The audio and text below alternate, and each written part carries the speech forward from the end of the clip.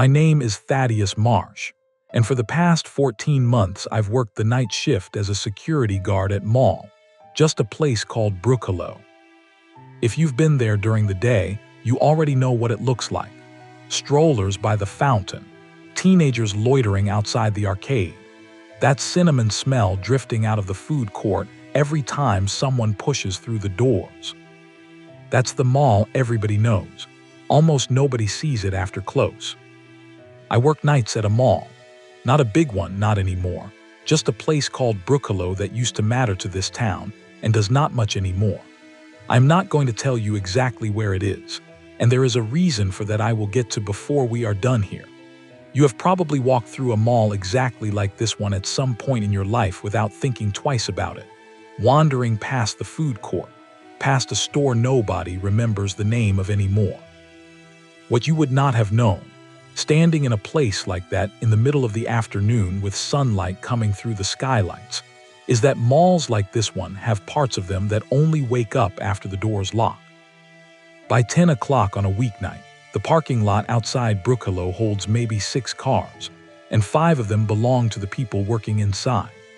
The department stores that used to anchor the corners closed one by one over the better part of a decade, and what is left is a stretch of small shops, half of them empty behind soaked-over glass, and a food court that only serves during daylight hours. The fluorescent lights down the main corridor run on a timer nobody bothered reprogramming once half the stores stopped needing them. So by midnight only every other panel is lit, and the ones between throw the tile floor into long gray stretches you have to walk through to get anywhere else in the building. Working that shift means being the only person awake inside a structure built to hold thousands. There is no manager on site after 9, no other guard within shouting distance most nights, and once you get past the food court and deep into the empty wings, a cell phone loses its signal for stretches at a time, something to do with the metal roofing and how far the nearest tower sits from this part of town. If something happens back there, help is a long way off, and it takes a long time to get to you. I got used to that a long time ago. The quiet was never the part that scared me. It was what came after the quiet that I was not ready for, and even now, I am only going to tell you as much as I have to. There is a section of the mall on the south end, past the old Anchor department store, that management started calling off limits about 8 months ago, right around the time they told us construction crews would be coming in overnight to build out a new store. I want you to hold on to that phrase, off limits, because it is going to matter. Nobody explained to me what made that particular stretch of hallway different from every other stretch of hallway in the building. Nobody explained why the rules that came with it did not sound like the kind of rules you give a normal construction site. And nobody explained, until it was far too late for me to walk away clean, why breaking even one of those rules would have been so much worse than getting written up or losing the job. During the day, none of this shows. Customers walk past that section of the mall and see nothing but a closed storefront behind paper-covered glass, the same as a dozen other empty storefronts scattered through the building. It is only after the doors lock, after the daytime staff go home and the parking lot empties out, that any of it becomes real. If you have ever worked someplace with a rule that made no sense on paper, the kind you followed anyway because everyone else did and nothing ever seemed to happen as a result, I think you already understand where this is going. I just do not think you understand yet how far it goes. Before any of that started, Brookalo at night was mostly just boring, and I want to tell you about that first, because I think it matters that you understand what normal looked like for me before this began. My name is Thaddeus. I am 29 years old and I have worked mall security for going on 6 years now, 3 of them here at Brookalo. Most nights the whole job comes down to walking the same loop past the same locked gates, checking that the food court freezers are still running, and signing off on a log that nobody above me actually reads. The only thing that kept the shift from feeling completely dead most nights was Soren. Soren worked the opposite side of the building, and we spent half our shift needling each other over the radio just to keep from losing our minds in the quiet. He had a habit of using the mall's paging system when he thought the coast was clear, doing voices, an old man complaining about slow service, a mother calling out for a kid named Kevin who did not exist, anything that would get me laughing into my radio and get told to knock it off by whoever happened to still be around. One night in early spring, before any of this happened, an older woman was finishing a return at the kiosk near the food court entrance when Soren keyed the paging system and did his impression of Brookallow's old intercom voice, the one that used to announce closing time back when the mall actually needed to announce closing time. He drew it out low and slow, telling shoppers the doors were locking in 5 minutes, and any customer remaining after that point would be considered part of the inventory. The woman looked straight up at the ceiling speakers like they had personally threatened her, grabbed her bag, and left without finishing her transaction. I laughed hard enough into my radio that Soren had to tell me to get it together before someone from the office heard. That was the kind of shift we ran together. It carried the boredom. A few weeks after that, I was doing a walk past the electronics store, the one that still had 2 working display televisions, even though the store itself had closed for good the year before, and I caught my own reflection in one of the dark screens flipping off a ceiling camera, a joke aimed at Soren, who I figured was watching from the office monitor at that exact moment. What I had not accounted for was a man walking his dog through the mall after hours, one of the handful of regulars who used the empty corridors for exercise once the shops locked up, catching the same reflection I did. He did not say anything. He just turned around, pulled his dog by the leash, and walked out the way he had come, giving me a look on the way past that told me exactly what he thought of mall security. Soren caught the whole thing on the monitor and did not let me hear the end of it for a week. I bring this up because I want you to understand that for most of my time at Brookhallow, this was the worst thing that happened to me on a given night. A dog walker giving me a dirty look, Soren doing a voice that scared off a woman returning a blender. I needed this job to stay boring, and I needed the paycheck even more than I needed the boredom. My mother had been in and out of the hospital for the better part of a year by then, and even with insurance, the bills piled up faster than my hours could keep pace with. I picked up every extra shift Brookhallow offered, not because I loved the work, but because $16 an hour, doubled on a good week, was $16 an hour I could put towards something that mattered.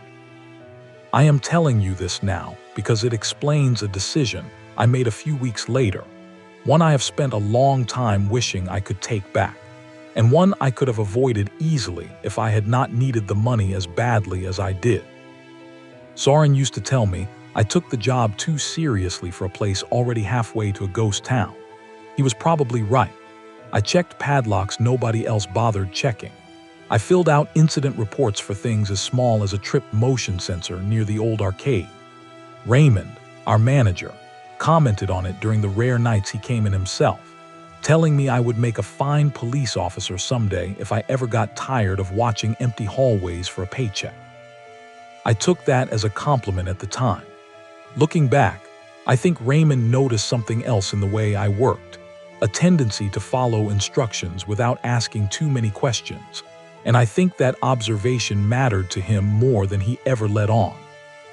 The call into Raymond's office came on a Tuesday at the end of my shift, when I was ready to go home and sleep through most of the daylight hours the way I always did. Raymond's office sat behind the food court, a windowless room with a desk too big for the space and a filing cabinet that looked like it had not been opened in years.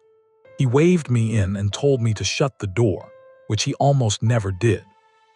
He started by asking about my mother.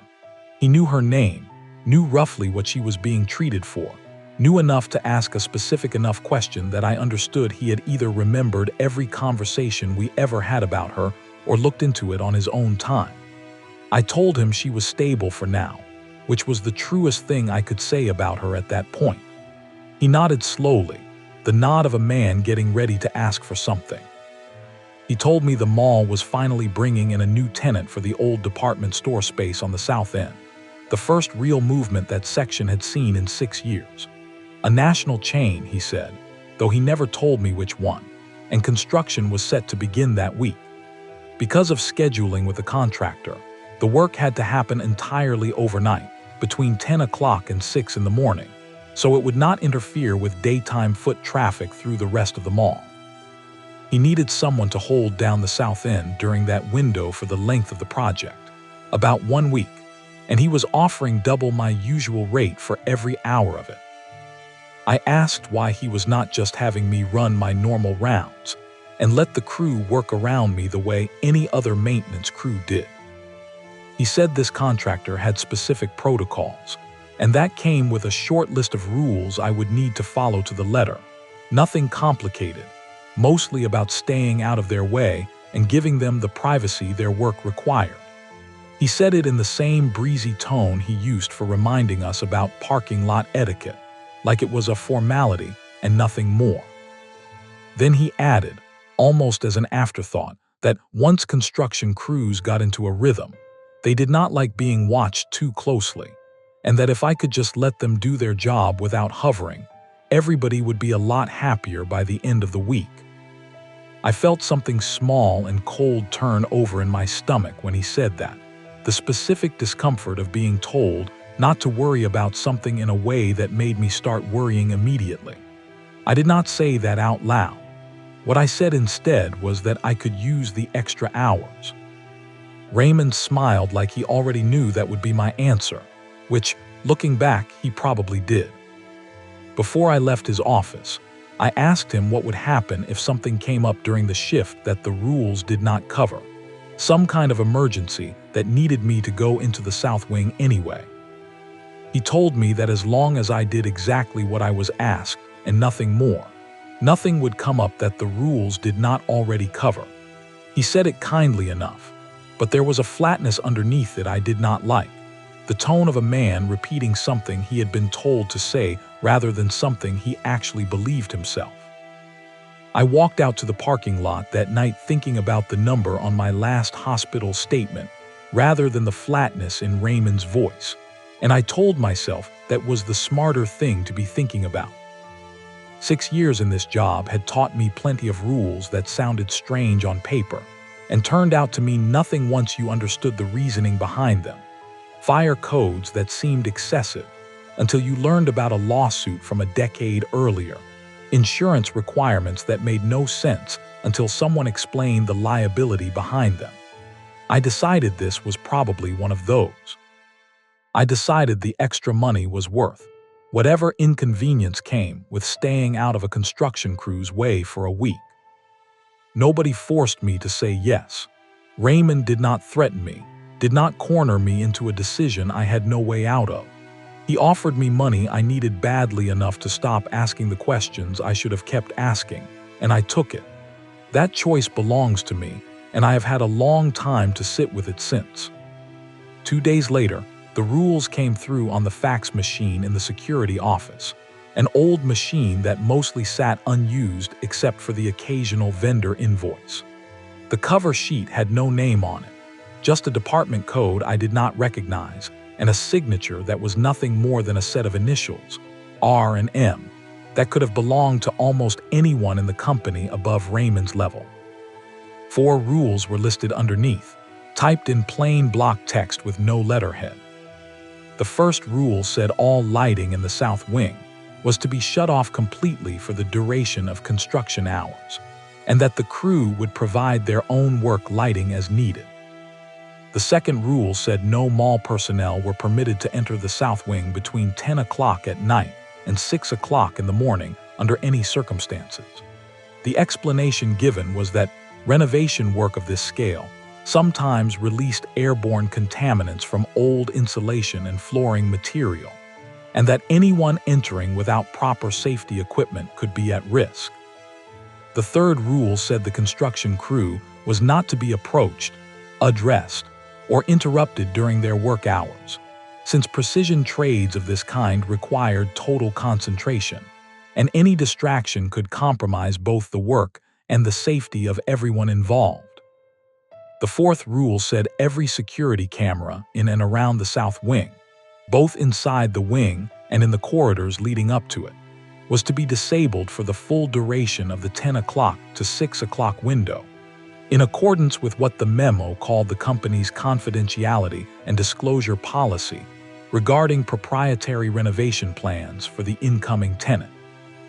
I read through it twice at the security desk before Jay came in for the start of his own shift, and read it over my shoulder. Jay had worked Brookhollow almost as long as I had, and he was not the kind of person who let something slide just because it came typed up on official-looking paper. He read the fourth rule out loud, the one about the cameras, and asked me if that made any sense to me at all. I told him I figured it was some kind of legal precaution, protecting whatever brand was coming in from getting leaked online before the grand opening. Jay did not buy it. He picked up the office phone right there and called Raymond directly, and I could hear enough of Raymond's side of the conversation through the receiver to follow the shape of it. Raymond told him the rules came from corporate, not from him, and that questioning them would only slow down a project already tight on schedule. When Jay pushed further, asking why a construction company would need every camera disabled instead of just the ones directly covering their work area, Raymond's tone shifted into something quieter, something that sounded less like an explanation and more like a warning dressed up as friendly advice. He told Jay that a lot of guys would be grateful for a project this well paid, and that Brookhollow did not exactly have people lined up to take our spots if we decided the job was not for us. Jay hung up the phone looking like he wanted to say something else and decided against it. He caught me in the break room before he started his rounds that night and asked me straight out if I was bothered by any of it.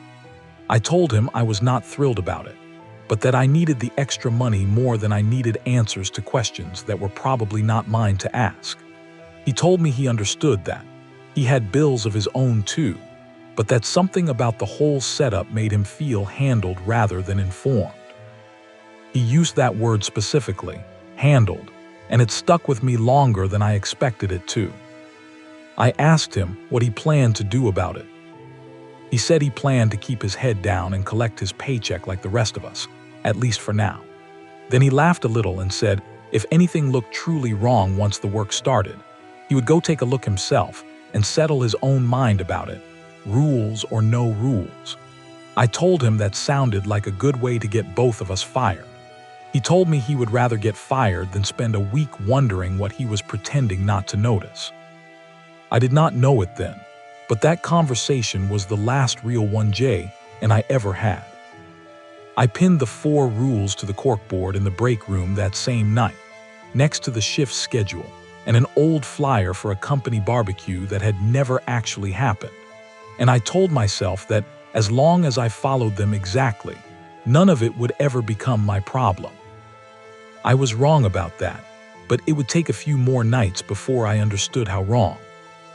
The construction crew arrived for the first time on a Wednesday night, a little after 10 o'clock, pulling 2 windowless vans and a flatbed truck loaded with equipment into the loading dock behind the south wing. I watched them from the mezzanine above the food court, close enough to see them, but too far to make out faces clearly in the dark. The man leading them stood out even at that distance because of the way he smiled at the others while giving directions, showing a mouth full of teeth that caught the loading dock floodlight and threw it back in a dull gold color. He never told me his name that first night or any night after, and somewhere around the second week, I started thinking of him only as the man with the gold teeth, because it was easier than admitting I had never once heard him introduce himself the way a foreman usually would. He walked straight up to me at the barrier they had erected at the entrance to the south wing, a temporary wall of plywood and plastic sheeting that blocked the corridor from floor to ceiling, and without a word, pointed up at the light fixtures running down the hallway, then made a flat cutting motion with his hand. I understood well enough. I went to the breaker panel in the maintenance closet and killed the circuit for that entire stretch of hallway, watching the lights above the barrier go dark one bank at a time until the whole wing sat in shadow, except for a faint white glow leaking from somewhere behind the plywood, presumably their own work lights. Nothing happened that first night beyond that. I did my rounds everywhere else in the mall, avoided the south wing entirely the way the rules asked, and went home at 6 in the morning without incident. I felt almost relieved by the time I got home, telling myself this really might be as simple as Raymond had promised. That feeling lasted about 4 more nights before it started coming apart. On the 5th night of the project, I was walking my usual loop past the barrier, staying the required distance back, when I heard a sound from behind the plywood that did not match anything I expected from a construction site. It was a metal banging, evenly spaced, 3 strikes and a pause, 3 strikes and a pause, over and over, with a rhythm too steady to be a tool being used the ordinary way. My first instinct was to ask if everything was all right back there, the kind of thing you would say to anyone working late who might need a hand. I had barely opened my mouth when the man with the gold teeth stepped around the edge of the barrier, close enough that I had to take a step back. He did not say anything. He just looked at me, straight on, without blinking, for longer than felt normal in any kind of workplace exchange, long enough that I started to feel the specific discomfort of being watched by someone with no intention of explaining why. I mumbled something about just checking in and backed away down the corridor. He watched me the entire way until I turned the corner, and only then did I hear him step back behind the plywood. I did not tell Raymond about that one. I am not sure what I thought telling him would accomplish. 2 nights after that, Jay sent me a text message a little before his shift was set to start. It read that he had thought it over, and that he was going to walk the perimeter of the south wing himself that night, close enough to get a real look without technically setting foot inside, just to settle his own mind the way he had told me he wanted to. He asked me not to say anything to Raymond about it. I texted back telling him to be careful and to let me know how it went in the morning. He never texted me back. I showed up for my own shift the following evening expecting to hear about whatever Jay had or had not found, and instead I got a call from Raymond about 20 minutes before clock in, telling me Jay had quit, effective immediately, and that I would need to cover his rounds on top of my own until they found a replacement. When I asked what had happened, Raymond said Jay had called him that morning and said the job was not working out for him anymore. No explanation beyond that. His voice stayed level and unbothered the entire time. I called Jay's cell phone 4 times over the course of that shift. It rang through to voicemail the first 2 times. By the 3rd call, it went straight to a recording telling me the number was no longer in service. I sat with that fact for a long time, turning it over, telling myself there were a dozen ordinary explanations for a disconnected number, a new phone, a canceled plan, anything at all that did not involve the south wing. I did not fully believe any of those explanations, even as I was telling them to myself. A few nights later, still unable to shake the feeling that something about Jay's disappearance did not add up, I decided to try something small, something I told myself would not count as breaking any of the 4 rules since I would not be entering the south wing or interfering with the crew directly. I propped my personal phone on a shelf near the mezzanine railing, angled down toward the barrier, and let it record for the better part of an hour while I finished the rest of my rounds. When I reviewed the footage the next morning, lying in bed with the sound turned low so I would not wake anyone in the apartment, the first 50-some minutes showed exactly what I expected. A static shot of the plywood barrier under the dim work lights. Nothing moving, nothing happening. Then, without any clear trigger I could identify, the picture dissolved into a wall of gray and white noise, the kind of static you would expect from an old television with no signal, accompanied by a thin, high-pitched sound that made me turn the volume down rather than up. The static lasted almost 4 full minutes before the picture cleared again, showing the same view of the barrier as though the interruption had never happened.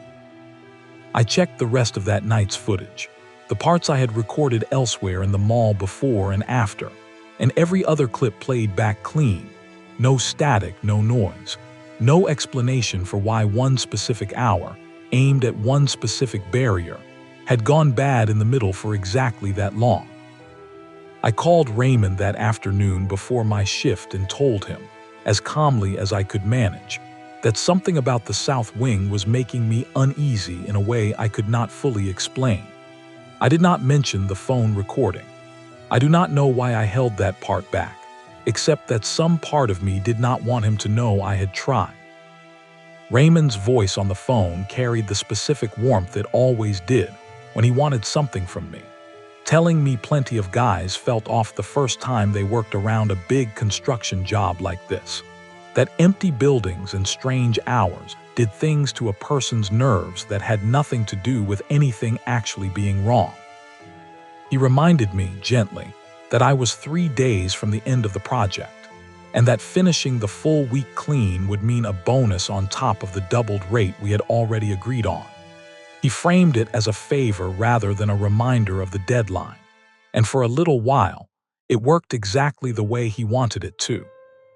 I hung up the phone that afternoon telling myself Raymond was probably right, that 2 years in this job had made me the kind of person who saw a problem in every unexplained noise an old building made after dark. I tried to believe that all the way through getting dressed for my shift, all the way through the drive to Brookhollow, all the way up until I clocked in and saw Jay's name still sitting on the shift schedule taped to the wall, crossed out in Raymond's handwriting rather than Jay's own. Something about seeing another man's name crossed out by somebody else's hand settled the question for me in a way none of the static, or the starring, or the banging behind the plywood had managed to on their own. I decided that night quietly, without telling Soren or anyone else what I was planning, that before this project ended, I was going to find a way to see what was actually happening behind that barrier, rules or no rules, bonus or no bonus. I told myself I owed Jay at least that much, even if I never found anything more useful than my own overactive imagination waiting for me on the other side. I had no idea, sitting in the security office that night, how much waiting on the other side of that barrier there actually was. Over the next several nights, before I worked up the resolve to act on the decision I had made, I spent my breaks watching the loading dock from the mezzanine, keeping a loose count of the vehicles coming and going. A normal renovation crew, even a large one, brings in maybe one supply truck every night or two, dropping off materials and picking up debris. What I counted instead, across 4 separate nights, was an average of 3 to 4 windowless vans cycling through the loading dock in the space of a few hours each night. Far more traffic than any interior build-out of a single retail space should have required. I never saw what came out of those vans. The loading dock doors closed too fast for that, and the barrier blocked any direct line of sight from the corridor. But I could see enough shapes moving quickly between vehicle and doorway to know the pace of it did not match ordinary deliveries. I did not share any of this with Soren. Some part of me did not want to put him in the position of knowing something he might feel obligated to report, and another part of me, the part I am less proud of, did not want anyone talking me out of what I had already decided to do. The chance came on what I later understood was the second to last scheduled night of the project. A little after midnight, I watched from the mezzanine as the entire crew, including the man with the gold teeth, filed out through the loading dock and climbed into one of the vans, presumably heading out for food or a break, the kind of thing any crew working a long overnight shift would eventually need to do.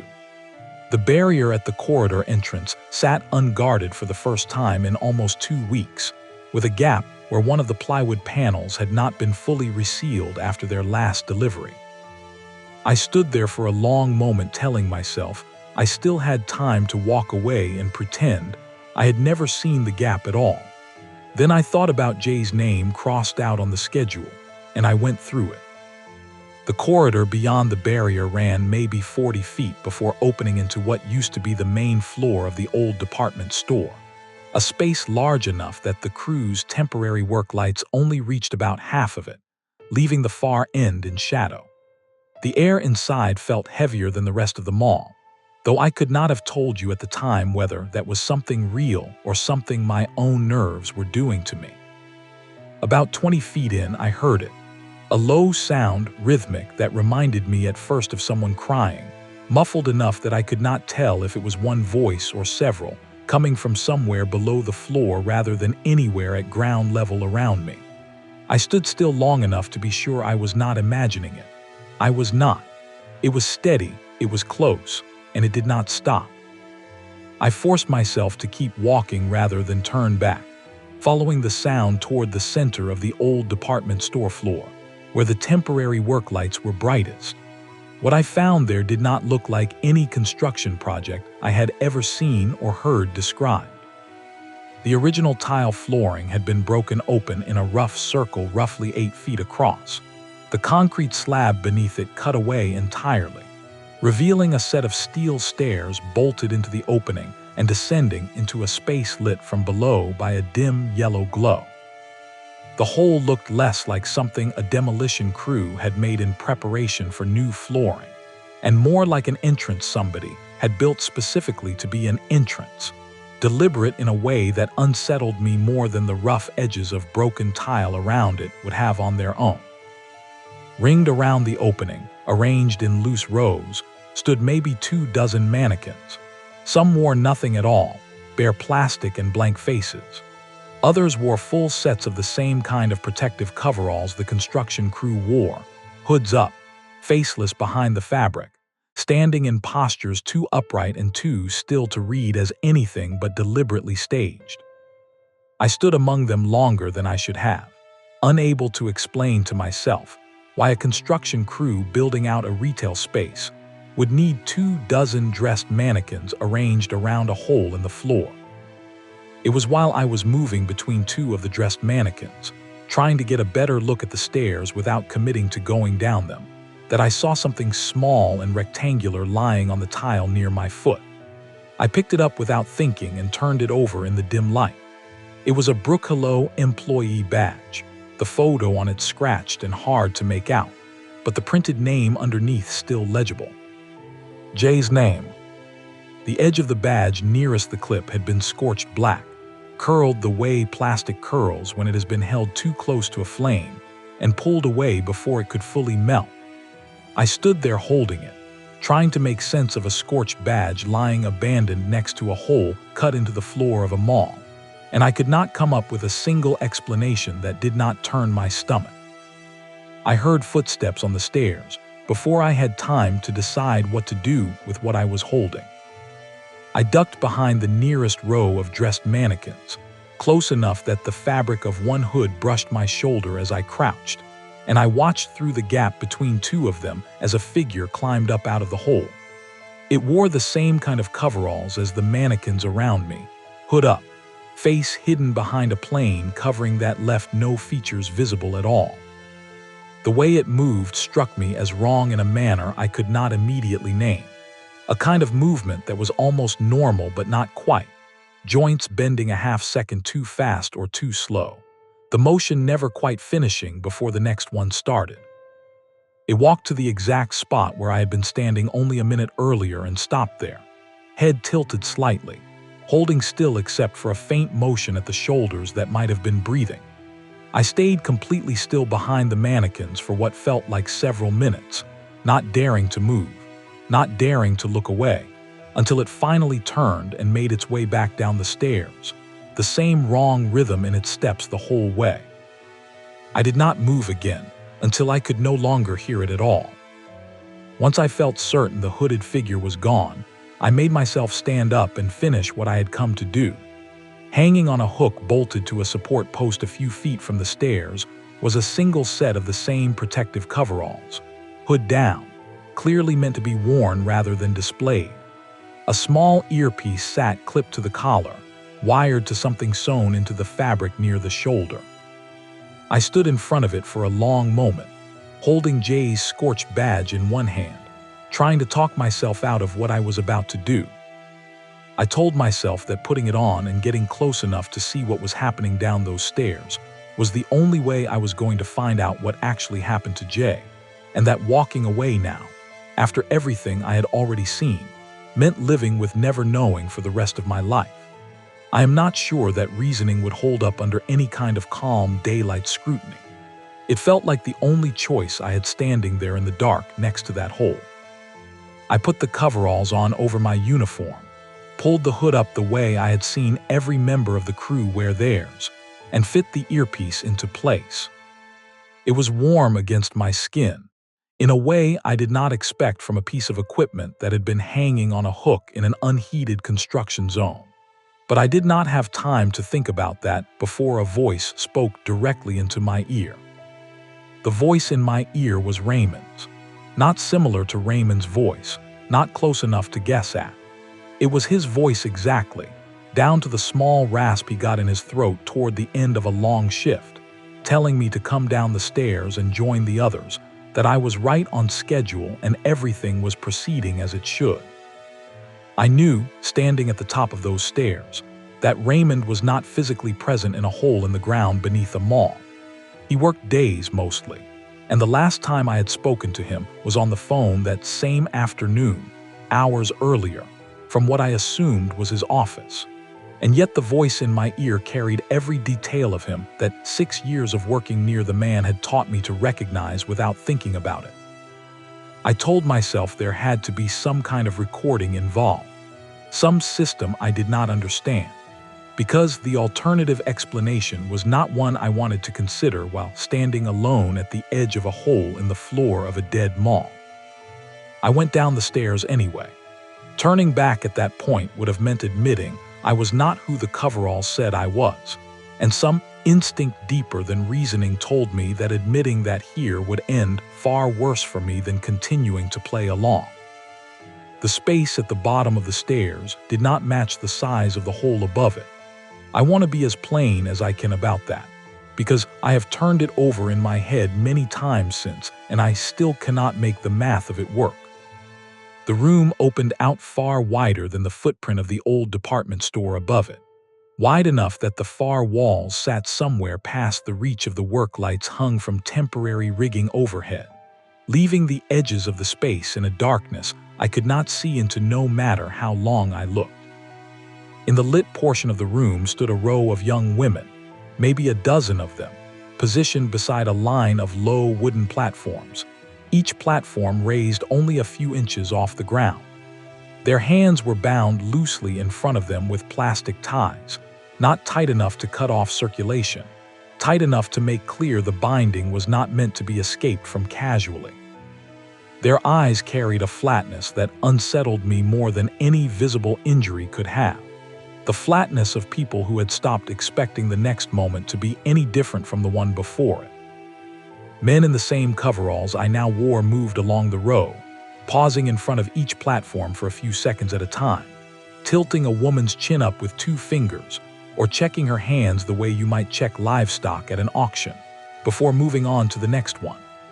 Off to one side, a small group of men stood apart from the rest, dressed in clothing that had no business being anywhere near a construction site. Pressed shirts and clean shoes, holding printed sheets of paper that looked, from where I stood, exactly like inventory lists. They spoke quietly among themselves and with the man with the gold teeth, who moved between them with an easy familiarity that told me none of this was new to him. It was among that second group, the men with their printed lists, that I saw Raymond. He stood with his back partly to me at first, but I recognized the set of his shoulders and the way he held his hands clasped behind his back while he talked, a habit I had watched him fall into during 100 ordinary conversations at the mall over the past 3 years. He turned enough for me to see his face clearly a moment later, laughing at something one of the other men said, reaching out to shake the man's hand, clearly pleased with whatever they had just agreed to. The voice in my ear was still talking, still matched perfectly to Raymond's cadence, instructing me to move further into the room and begin my selection. I stood there with Raymond speaking into my ear and Raymond standing 40 feet in front of me, his mouth not moving in time with anything I was hearing. My chest tightened, and for a moment I found it difficult to draw a full breath. Whatever was in my ear was not a recording, and it was not actually Raymond, because Raymond was standing right there, present and entirely occupied with someone else. The moment I understood that, the voice changed. It dropped Raymond's cadence entirely and settled into something quieter, almost gentle, a tone I had never heard Raymond use in 6 years of knowing him.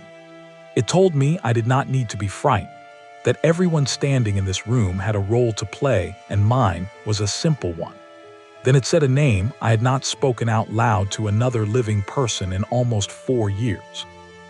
It said Ren, my sister's name, the sister I lost when she was 19 and I was 23, a loss I had never once mentioned to Raymond, to Soren, to anyone at Brookhollow, not in 3 years of working alongside them. I had told exactly 2 people outside my immediate family about Ren since her death, and neither of them had any connection to this mall or this town. The voice used her name easily and without hesitation, familiar with it in a way that unsettled me more than anything else it had said, and told me everyone eventually made a selection, that it would go easier for me and for everyone around me if I simply made mine now, and that failing to do so would draw a different kind of attention to me than I wanted drawn. I understood, standing there, that whatever was speaking into my ear was not confused about who Raymond was. It had simply tried his voice first because it worked, and abandoned it the instant it stopped working. I do not remember deciding to move. I remember being aware all at once that I was walking down the row of platforms, past faces that would not meet my eyes, until I reached the last one. She was younger than me by what looked like 4 or 5 years, standing with more visible resistance in her posture than any of the women I had passed, her jaw set even with her hands bound in front of her, her eyes tracking me with something closer to defiance than the flatness I had seen in the others. A small paper tag was pinned to the collar of her shirt, the kind of tag used to label an item at an estate sale, with a single name written on it in blue marker. Fiora. I stepped in front of her platform the way I had watched the other men do, forcing my hands through the same motions of inspection I had seen minutes earlier, hatting every second of it, aware the entire time that the voice in my ear and whatever else might be watching needed to believe I was exactly who my coveralls said I was. I said nothing to her. I could not risk speaking in my own voice this close to anyone who might be listening for exactly that kind of mistake. The voice in my ear, satisfied, told me the selection was recorded and that I should proceed to the loading area to complete the transfer. As I walked her toward the stairs, keeping my grip on her arm loose enough not to bruise but firm enough to look convincing, the shape of the whole arrangement finally settled into place in my mind. The 4 rules were never about protecting a construction crew or a new tenant's trade secrets.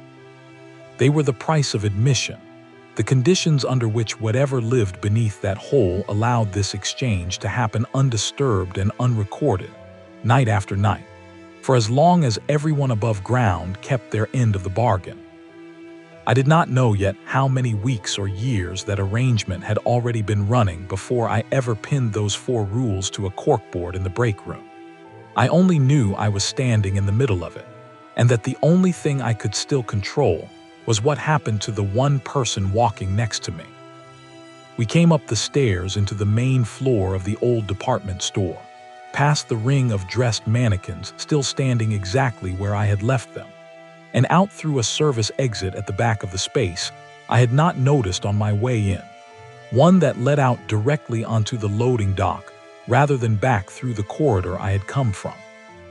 A van waited there with its rear doors already open, distinct from the others by a strip of faded reflective tape along one side. A man I did not recognize stood near the driver's door, comparing something on a clipboard against a printed sheet handed to him by one of the well-dressed men who had followed us up from below. He barely glanced at me, gesturing toward the back of the van without breaking his conversation, clearly used to this exact handoff happening the same way night after night. I walked Fiora toward the open doors, my grip still loose on her arm, my mind working through what I was going to do the second we were alone, if we were ever going to be alone. That moment came sooner than I expected. The driver stepped away toward the front of the van to finish his conversation with the paperwork, and for a few seconds, nobody else stood close enough to see clearly what happened between us. I turned to speak to her quietly, to tell her I was going to get her out, and the words caught in my throat. The woman standing beside me was not moving. Her eyes did not track toward my voice the way Fiora's had at the platform. Up close, in the dim light spilling from the loading dock floodlight, I could see now what the crowded room below had hidden from me. A seam running along her jaw where a mannequin's face had been dressed and positioned to pass for a person from a distance. Her posture held upright by something rigid inside the clothing rather than by her own body. Whatever had walked up the stairs beside me was not Fiora at all. I turned toward the open doors of the van before I had finished processing what that meant. The cargo area held 6 more mannequins, arranged upright along the walls the way the ones above ground had been, each dressed in ordinary street clothes rather than coveralls. Near the back, one of them sat rather than stood, slumped against the wall of the van in a position none of the others held. And it was that difference, unlike every other still figure I had seen that night, that made me step up into the cargo area for a closer look. The shell was hollow, a molded plastic form split along a seam at the back, built to be opened and closed rather than solid the way a display mannequin should have been. Fiora was inside it, pressed into the hollow space with her knees drawn up, her breathing shallow and controlled, held back with visible effort. Her eyes found mine the second the shell shifted open enough to let light in, and I watched her expression change from bracing for the worst to something closer to disbelief. I worked the shell open the rest of the way as quietly and quickly as I could manage, helping her out of it and onto her feet inside the cramped cargo space. She did not speak. I put a finger to my lips, and she nodded once, understanding without needing the gesture explained. I climbed back down out of the cargo area and walked toward the driver, keeping my voice low and even, telling him there was a problem back at the hole that the man with the gold teeth needed him to look at right away. It was a thin excuse, but it worked exactly long enough for him to turn his back on the van and start toward the service entrance, muttering something under his breath about people never having their paperwork ready on time. The second his back was fully turned, I climbed into the driver's seat, found the keys already in the ignition, and started the engine. Fiora scrambled up into the passenger seat from the cargo area before I had even finished pulling the door shut, and I put the van into gear and pulled out of the loading dock without looking back to see how much of a head start the noise of the engine had cost me. We made it maybe half a mile down the access road behind Brookalo, past the shuttered gas station and the empty lot where a furniture store used to sit, before headlights appeared in the mirror behind us, closing distance fast. A second van, one of the windowless ones I had watched cycle through the loading dock so many times from the mezzanine, pulled up close enough behind us that I felt the impact before I fully registered what was happening. A hard jolt from behind that sent the wheel jerking under my hands. I fought to keep us on the road, my knuckles pale against the wheel, Fiora bracing one hand against the dashboard and the other against the door. The van hit us again on a curve about a quarter-mile further on, harder this time, and I felt the back end of our vehicle start to slide out from under us for a few very long seconds that told me we were about to roll. I do not know exactly how I kept the van upright through that slide. I remember overcorrecting, then correcting back the other way, and somehow coming out of the curve still on all 4 wheels, though the van behind us had closed to almost no distance at all by that point. That was when a pair of headlights appeared from a side road ahead of us, swinging out fast enough to suggest whoever was driving had been waiting there, rather than passing through by chance. An old pickup truck cut directly across the access road behind us, angling itself broadside just as the pursuing van came around the same curve we had barely survived. I heard the impact rather than saw it, a heavy metal collision somewhere behind us as I kept driving, not slowing down until I was certain we had put real distance between ourselves and whatever had just happened on that curve.